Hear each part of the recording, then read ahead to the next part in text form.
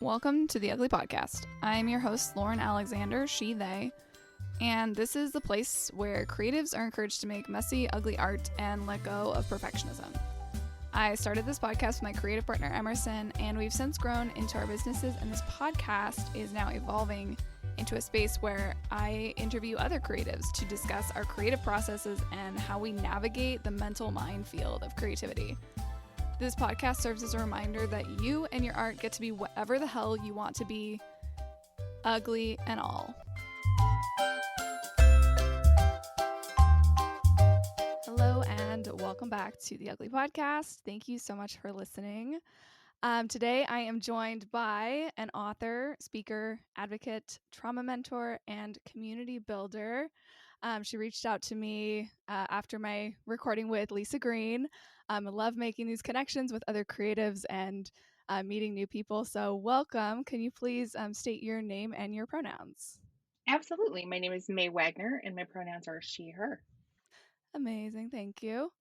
I'm really excited to get to talk to you in person. I mean, I've been following you on Instagram for a while. I think like we've interacted like here and there, like a like here, a comment there, but Sure. it's fun to actually talk to you face to face and over a screen, obviously. Yeah. Um, yeah. Yeah, I love it. Thanks for having me. I absolutely am a geek for just connecting with other people, specifically other creatives. It's the best thing ever. So I love the opportunity. So thank you. Yeah, it feels so good. I was taking a moment to kind of just stare out the window and reflect before we jumped on here. And I was thinking about, like why I started this podcast. And I realized it's really kind of a love letter to my 3 years ago self, I guess. Mm, And every year before that. But like, yeah. there's this so much time that I didn't understand how what creativity had to do with me. Um, Mm, and then as I start to kind of dive into my creative self, it was like, oh my gosh, everybody has this. And this is so special and unique and wonderful. And how cool is it that you can just do it at any time and in any mhm. way and at any skill level? So yeah, I'm so grateful for this podcast and grateful for you for joining me. Yeah, I love that. That you said that, the love letter to yourself. And it really, this conversation of creativity, I love that you put this out there because it's so hard. So many people believe as they're like deep in the grind of whatever they think they're supposed to do that they're not creative people. And we all are. We are all inherently creative and we are our best selves when we're creating. But getting to that point is often really terrifying and overwhelming and feels just complicated because we're expected to do everything perfectly, and Mm-hmm. that bleeds into our creativity. So I love your mission, and I love what you're putting out there because we need to work together as creatives to combat that misconception. Yes, absolutely. And it feels so much better when you hear other people of like, oh, wait, these are creative people and they also have this horrible feeling called perfectionism where that paralyzes them. And, you know, Yeah. yeah, it's so normal. And yeah, it's all part of the process. But let's kind of dive into some of these questions. I've started asking this to, I think, pretty much every guest that joins me because I think it's so interesting to see kind of the difference between where you are now and kind of how you were raised and what role creativity had in your life. So, what was your relationship to creativity like when you were younger?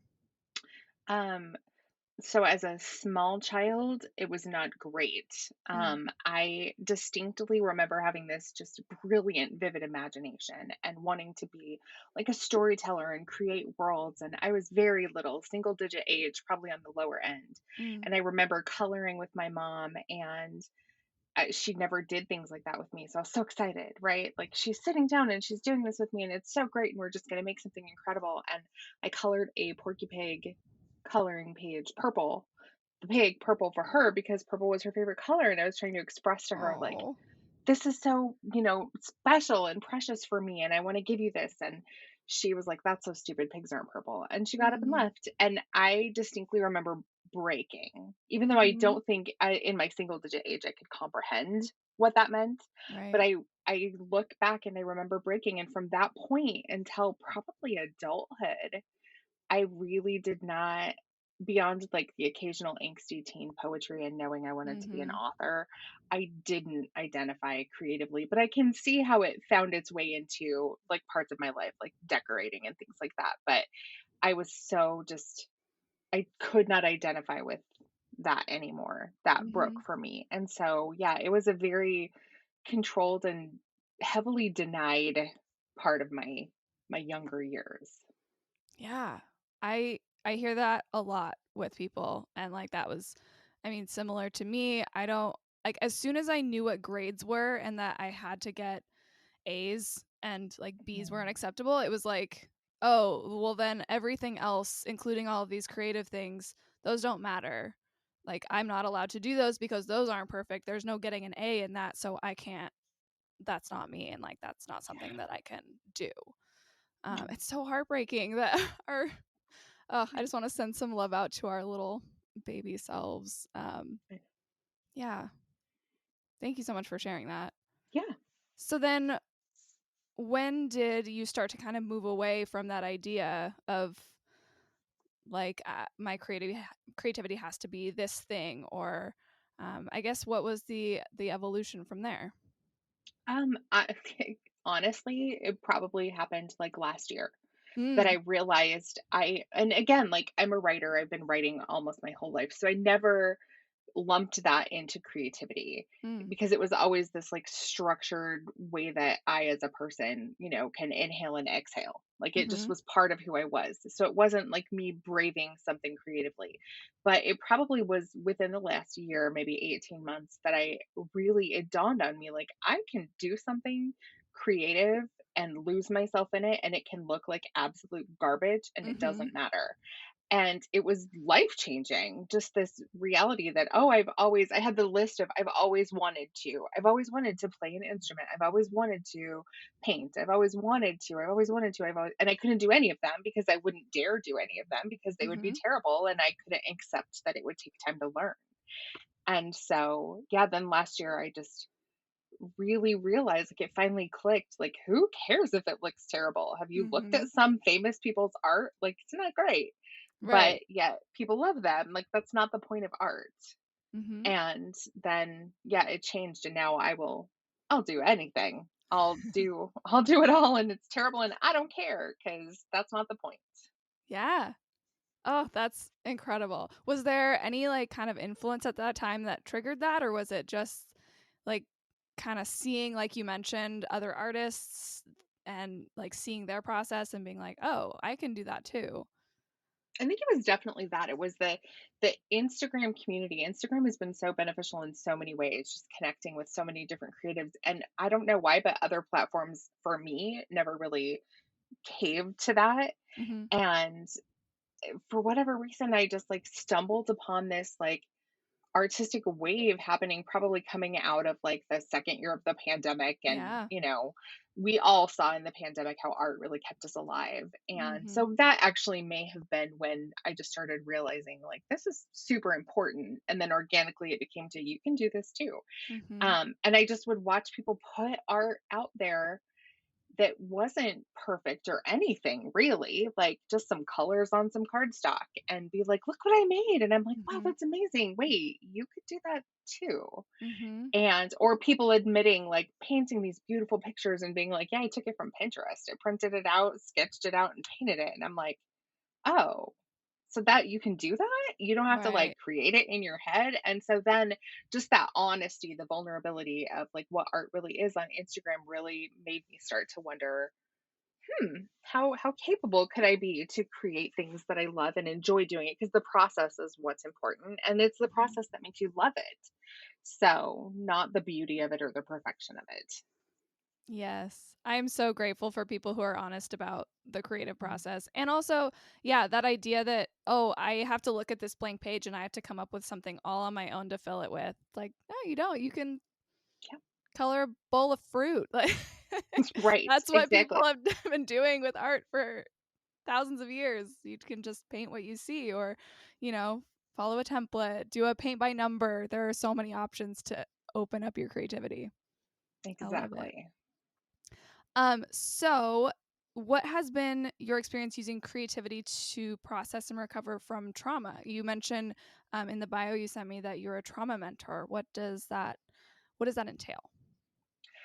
So as a trauma mentor, I just really I walk alongside specifically women who are just navigating like growth from really hard things. And Mm, sometimes it's stuff that happened many, many years ago that just hasn't, they haven't ever really worked through.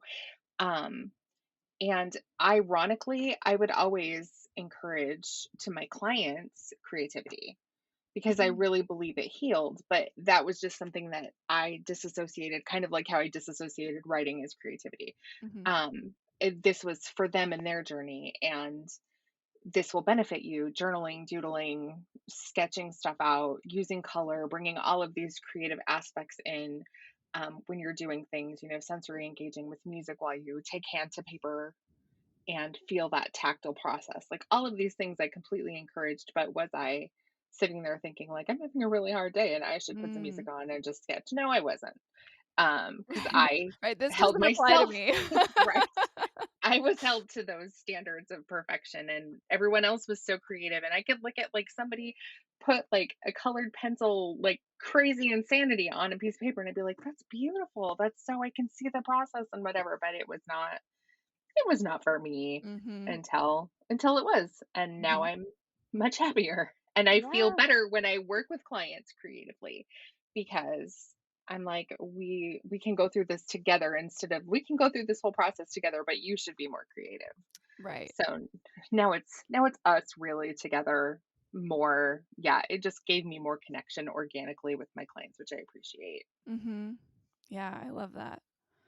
What do you think? So, on the topic of this, like perfectionism and using creativity, specifically with trauma. One thing I noticed for myself was when I started like writing down things about my past that had been traumatic for me, that perfectionism, like I wanted to like I don't know, it was so hard to actually put those things on paper because the perfectionism was like, no, but like that has to it was like not perfectionism about what I was putting on the page, but rather like my life and keeping my life contained. And like even though I wasn't actually telling people what happened, I was putting it on a page that was external from my head. And it Mhm. was like my perfectionism was like, no, you need to control that. But actually, in the process of writing it down, it's so freeing. Mhm. And like, how do we let go of that perfectionism in small moments to then be able to actually use creativity to process the trauma, you know? Sure. Yeah, I think that the key there is identifying it because what looks like how perfectionism comes out in the voice it uses for you is going to be different for somebody else. And Mhm. like for me, my own like perfectionist gut reaction would be to not second guess, but just like shadow cast like a shadow of doubt. Like, yeah, but it wasn't as bad as this person over here. Right. Or, Yeah. yeah, it could have been like this. And it took me a really long time to realize, like, no, that is just this continued pattern of self-coping abuse that I've had my Mhm. whole life that was, I learned from the trauma. And it's just wearing a different dress today. Mhm. And so we're going to address that. And I really think that just coming to that point of identifying, like, no, this isn't right. This is a perfectionist oppressor, carried over voice from someone else, or whatever it looks like, that is just continuing the lie and the garbage that stems from the trauma. And that seeing it as everything, that's my biggest, I think, life philosophy is light, right? Once we Mhm. shine a light on something that thrives in the darkness, Mhm. it kind of kills it. It's Yeah. done. And then like, okay, so now I know I'm aware and I know what this is, and I've given it a face and I've given it a voice and I've given it a name. And will we still deal with it? Absolutely. But we're way more equipped because now we know. Mhm. And so when it comes to creating, it's easier to be like, hey, you, stop. I'm not Mhm. afraid of you anymore. I'm not held to your pressured standards anymore. It's just, yeah, that's not it. We Mhm. see it and it's there and it's a corner or it's like hiding in the corner, but it's not keeping us captive anymore. Mhm. Yeah. And as you were saying that, I immediately thought, like, when you use creativity and you're putting something into the physical world, it automatically is now touching light. Mm.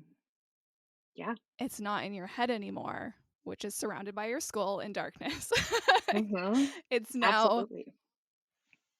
in the light. You can see it, you can touch it. Wow. Yeah. Yeah. Mm. It's giving our insides that we've held so it feels like protected, but it's not Yeah. usually. It's giving it life, right? Hmm. Because now we can touch it, we can see it, we can smell it, we can all of the sensory responses to it. Um, it becomes something of its own, and that's a really beautiful cathartic process for sure. We have this idea that everything we do has to be good or have value. This belief leads us to burnout. It can hold us back from creating altogether. But in my Ugly Art 101 course, I break down these restricted beliefs and lead you through exercises that intentionally subvert perfectionism and bring playfulness back into your creative process. You can get the first day absolutely free by going to my website, scribeandsunshine.com, and signing up on the homepage. Join me in my weird, ugly art revolution. Back to the show. What do you think is something that people most often misunderstand about creativity and trauma and using those together? I think that with people often misunderstand what creativity is. Mm, And I think that depending on what our life has been like, because we all have trauma, hmm. the trauma just enables that by keeping us, trauma is just, I don't know, can we swear on this Oh, podcast? yeah, go ahead. Trauma is a bitch. And like it loves to keep us as minimized and separated and isolated and shameful as possible. Like Hmm. that's what it exists for. That's why it's there. And typically, everything that trauma itself teaches us is wrong. And we just go with it because that's what we know. And part of that is this box of what creativity looks like. And it's being a painter or being a drawer or an artist or just all of these things. But it's not simple things like cooking Right. or just standing in your kitchen and having a dance party for one person. Like Hmm. that is creativity. Like sitting down and just I mean everything is creative however you do it, and we all have these weird little meticulous patterns of things that we do, and breaking out of that pattern is creativity. Anytime we Hmm. rebel against that natural tendency, that's a little bit creative. Hmm. And I think that that's the most important thing to understand, is that we can step away from that weird nature that feels like this is how it has to be. This is just the way that it has to be, and do Hmm. something different. That is engaging with our creative being. Like that is connecting and allowing ourselves to live outside of this this thing that exists because of hard things we've been through. And I think that a lot of people don't understand that. And it's hard to understand because again, we've been thinking the way that the trauma wanted us to think. Hmm. Yeah. I think one thing that my former co-host Emerson has taught me is about using improvisation in your life and looking at your day to day, and instead of feeling stuck in your routine, in the way you think, in whatever your situation is, looking at it from a lens of improvisation and what can I do right now? Like, what do I have agency over right now that I can switch up? Can I go dance in my kitchen or go feed the hummingbirds and daydream while I watch them eat? What is going to thrive in my soul right now? And that's like you said, that's that creativity that you can find anywhere in your life, everywhere in your life. And that's where healing comes in too, is realizing that we have agency to express ourselves in different ways and shift up our life in surprising ways, in ways that we like hadn't thought of before. Yeah, I think that's so beautiful. It is, and the agency is the key. Hmm. That's part of like that trauma voice, is you don't have agency. Yeah, You're either powerlessness. not worth advocating for, or you just it's it's so easy to advocate and represent other people, but ourselves, like, we just feel that worthlessness and powerlessness. You're right. And um that's the key, is be spontaneous, Hmm. improvise, like do things differently, step outside of the norm, because that's really where life is. Life exists outside of our comfort zone. It's so cliche, but it's so Hmm. true. Yeah, it absolutely does. Because uh, 99% of our comfort zone isn't actually comfortable. And that's like right. with people, that's the biggest thing they come to is, they make these terrible choices, or they're stuck in these horrible patterns they hate. And I say, that's where you're comfortable. I'm not comfortable there. Well, you are, because you keep doing it. Hmm. Yeah. So that we misunderstand comfort for Yeah. sure. Yeah. This is something they talk about on Glennon Doyle's podcast a lot, of like choosing the hard. Are you Mm. going to stay in the hard that you're suffering in currently, or are you going to try the hard that is expansive and creative and full of possibilities? Which hard do you want? Right. Yeah, Yes. absolutely. One thing I talked about with some of my fellow editors in the Freelance Editors Club is kind of the difference between toxic positivity and having like agency and making choices that are good for yourself Mhm. in the moment. And one thing, because we just read Presence, I can't remember the author's name at the top of my head, but it's the person who talks about power posing. And so we were talking about power posing and kind of this idea of, well, it's it's hard to focus on it when you are in like that really negative headspace and like, okay, well, I'm just going to power pose and everything's going to be okay. And it's like, well, it's not that like I'm going to go do something creative and it's going to fix all my problems, but it's more of, I'm worth doing this thing. I Mhm. deserve to stand a little bit taller and take up some space right now. I deserve to go splash color on a page and make my day a little bit brighter with color. And it's that shift of, it's not this toxic positive like everything's okay, here I go doing my creative thing and it's going to fix everything. It's like, no, I deserve to do this even when I'm feeling this other kind of way. I deserve to create this life that I'm proud of. Mhm. Yeah, that's so beautiful. And I mean, with the toxic positivity route, like, it's not going to change it anyway, because you're still Mhm. feeling negative. All you're doing is feeding negativity into whatever it is you're pretending to create. You're not creating anything, because that's the release. The whole point Mhm. of creation is release, Yeah. letting go of whatever it is. And so, yeah, that's the fake it till you make it mentality. It's like that served us a while. Mhm. That had its place in time Right. when we could realize, like, oh, so I can do this. Like, everyone does it. There's opportunity for everyone. Life isn't a pie. All of those little things that everyone says now. But now we're past that. Mhm. Mental health and society wise, we're past the fake it till you make it. Yeah. We're not just going to smile anymore and it'll all get better. We're not just going to think grateful things and it'll be a Mhm. great day. Like, we've learned to do that. And that was an important step to get us to the point where now we're just going to be real and honest. Yeah. And part of that honesty is, you're right, saying, I deserve this. Mhm.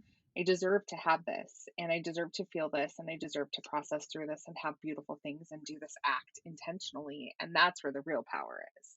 Mhm. Absolutely. Do you have advice for people who are interested in exploring their creativity in these ways? Where do you even start? Especially if you're in this perfectionistic mindset, you are stuck in your trauma. Where do you go from there? I'm such an intuitive person. I really believe in following your intuitive leadership. And I think that we all know. It's just we're not used to listening to ourselves. And so I think Mm, that keying in and listening, not to the voice that says we're afraid, or we're too smart, or we're too um, grown up, or we're too, if your voice is saying you're too whatever to do this, that's not your intuition. Like, mm-hmm, honing in and listening to that little voice inside that says, like, I really do want to do this. mm-hmm, I think we know what's going to work for us. We know what we like. And then just keeping in check with that voice mm-hmm, as we're working through art and creating. And I really think that whatever is supposed to come out is going to come out, and mm-hmm, it's going to look like however it needs to look for you. And even just a little bit at the end of that task, you're going to be a little bit different and a little bit better. And it just gets, it's like practice, right? It Mhm. just gets, it gets easier, it gets more natural. And yeah, I just think that honing in and listening to that intuitive thing, not what everyone else says you should be doing or whatever. Creativity is whatever you works for you and you Mhm. want it to be. Yeah. So immediately my next question was going to be how do you find that intuitive voice? And then I had a flashback um, to when I was in high school, and my high school theater was going to be putting on Sweeney Todd, and I loved Sweeney Todd the movie. It had just come out, and I wanted to be in that place so bad. I was so intrigued and so excited about it, but I was terrified. And I Mhm. shoved that voice down and was like, "Nope, we're not doing that. That is too risky. No, thank you." And so then as I was thinking like how do you listen to that intuitive voice? I'm like, "Well, we already know those times that we didn't listen. You can remember those times when you regretted not doing something." So, like, getting back in touch with that voice is a matter of just, like, remembering those times and feeling when that comes up now. Mhm. Yeah, absolutely. Like you said, it was too risky. There's that word again, too. Mhm. It's such a debilitating word. Mhm. Anytime that what your inner dialogue is telling you something is too whatever, that is not like, nope, that's not what it is. The Yeah. feeling, the fear and the excitement, that's what we're chasing. Mhm. That's what we want. That's where the sweet spot is. And Mhm. so, yeah, we know you're right. We all know the times we didn't listen and we wish we would have. Mhm. And that goes both ways. Like there have been, dangerous situations where you have a voice saying like you shouldn't follow through with this and we minimize it and we're like, no, you're Mhm. being too paranoid. You're being too Yeah. whatever. And it works both ways. Like we know the times we should have listened to ourselves and we didn't. And so when we start listening to ourselves, that voice becomes clearer and our connection to that voice will become stronger. Mhm. Yeah, that word too can be like a little red flag of like, "Hey, Hmm. this is what is happening right now. Listen a little closer." Yep, Oh, exactly. yeah. So good. I'm writing this down too. Well, not right now. I will when I'm editing it. But Yeah. it's like 2 equals red flag. Mm. And that's like one of the benefits of journaling too is when you're thinking of these things and you're journaling about it, you can catch those little words that you might not have noticed when they're just running through your head. Yeah.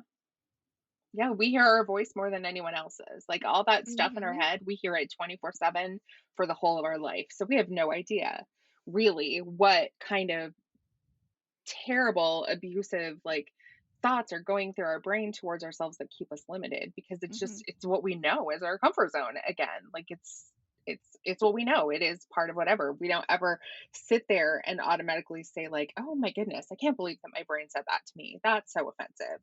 Mhm. It If somebody else said it out loud, we'd be offended. Yeah. But inside, like, we just continue this re-abuse that's been going on since we were little because that's what we know, and it takes a lot of work to work outside of that. But again, the whole shedding light and bringing it out and putting it down on paper and working through it is, I think, the best and healthiest way to process it. Mhm. Absolutely. And finding community of people that make you feel safe doing that. Yes, Yeah. absolutely. Let's actually touch on community because you run a writing community, I run a writing community.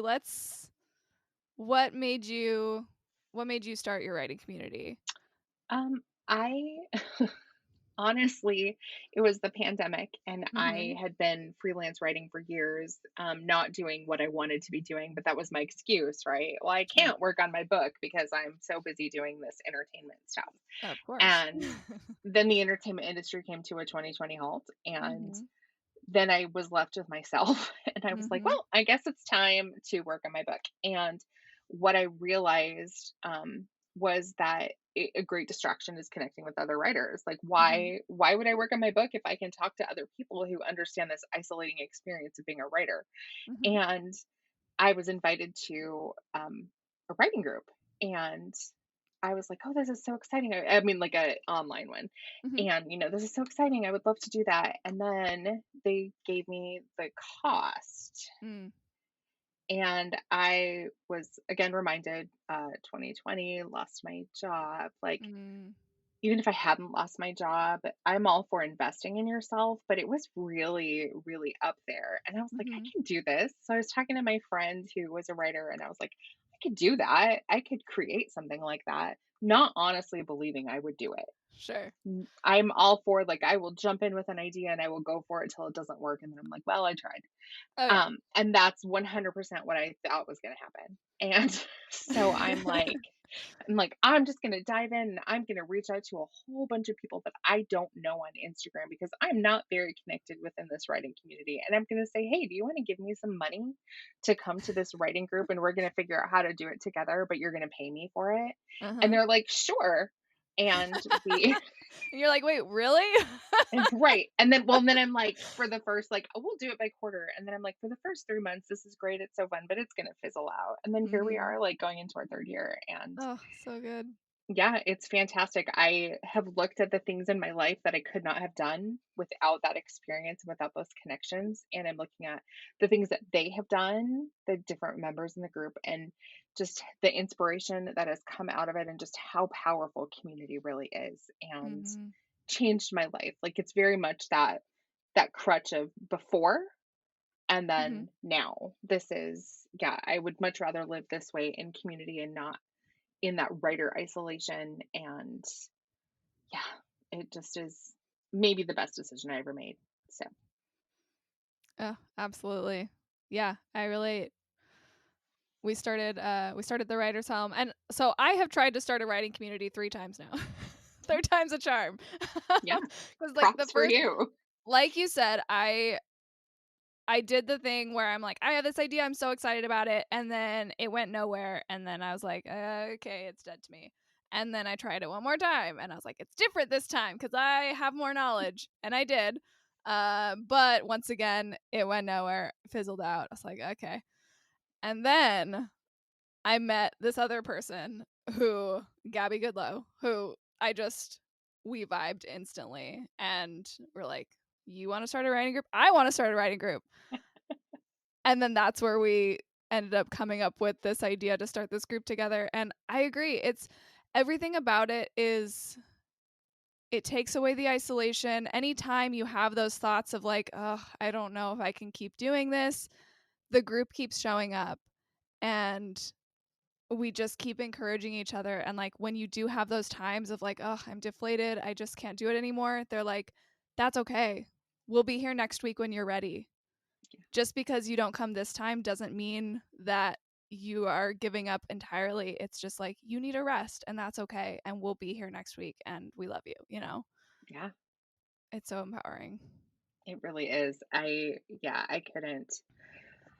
I don't remember how I lived without, which sounds so dramatic, right? But I don't. I'm like, I don't remember how I would get through a day not knowing that these humans that I connect with in one way, shape, or form every day now. Mm-hmm. And we've gone through really dark, completely non-authory things together. Mm-hmm. And I don't yeah, I was like, I would never go back to that.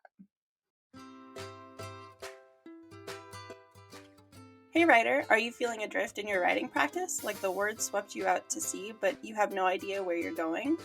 Climb aboard the Writer's Helm. I'm Lauren. And I'm Gabby. And we're both writers and professional editors who are here to support you on your writing voyage. With the Writer's Helm, you get access to group co-writing sessions, Q&A sessions, our private community chat room, and group coaching calls to help you along no matter what stage of the writing process you're in. Members of our crew have said that they've reconnected with their excitement for writing and feel energized from the support they've received from us and each other. You can sign up for the Writer's Helm at any time, which comes with a 1-week free trial to make sure that we're the right crew for you. You don't need to navigate these stormy seas alone. Let the Writer's Helm take you to new shores. So, where is your creative energy directed these days? What are you up to? I am, you mentioned it earlier, I am trying painting by numbers.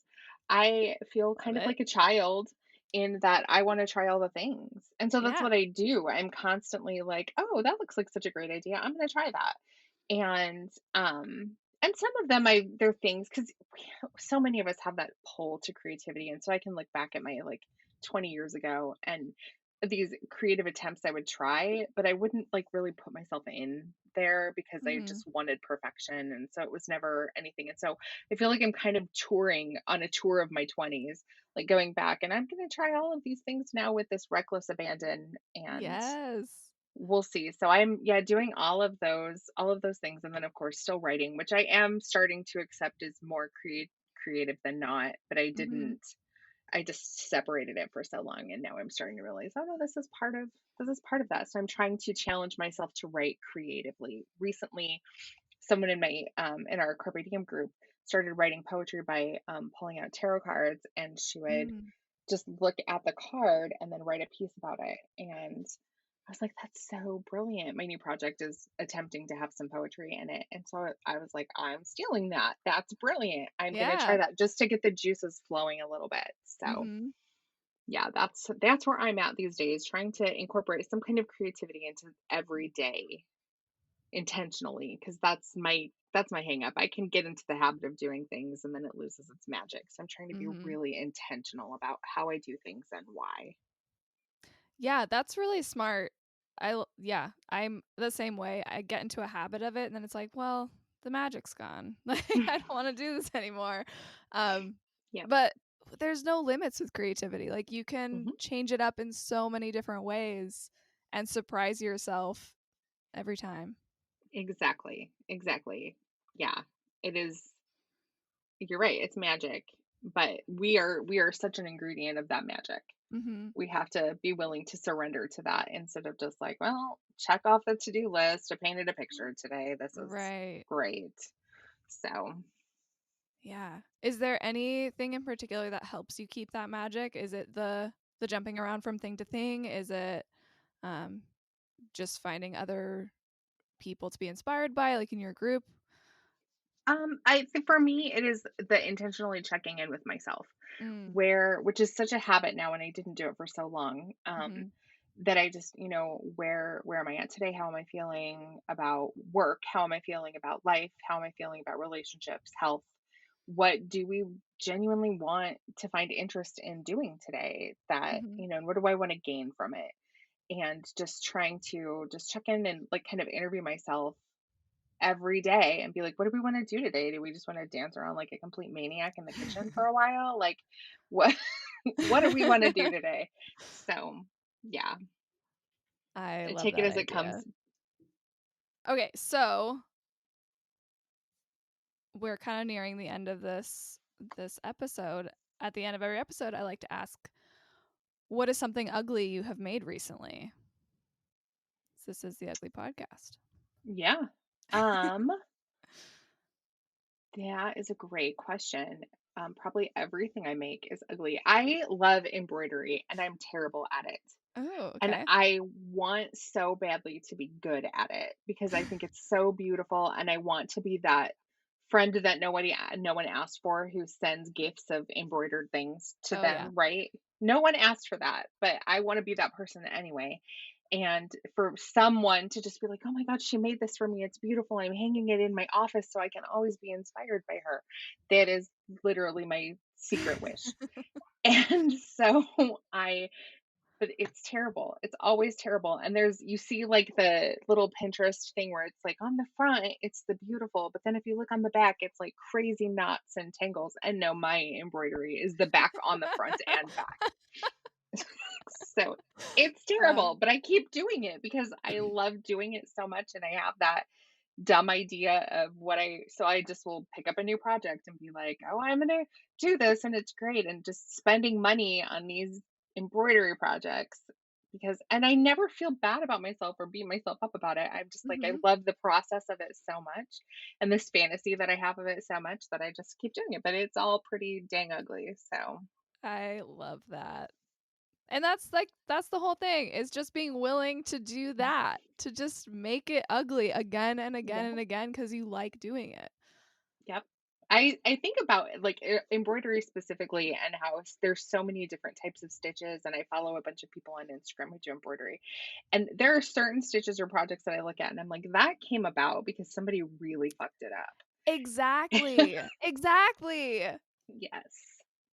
Yeah, I think about that all the time. All of the interesting techniques that people use, it's Hmm. all because they made something bad and we're like, "Wait, I like that part of it. I'm going to play with that more." And then they did. Exactly. Yep, Yep. exactly.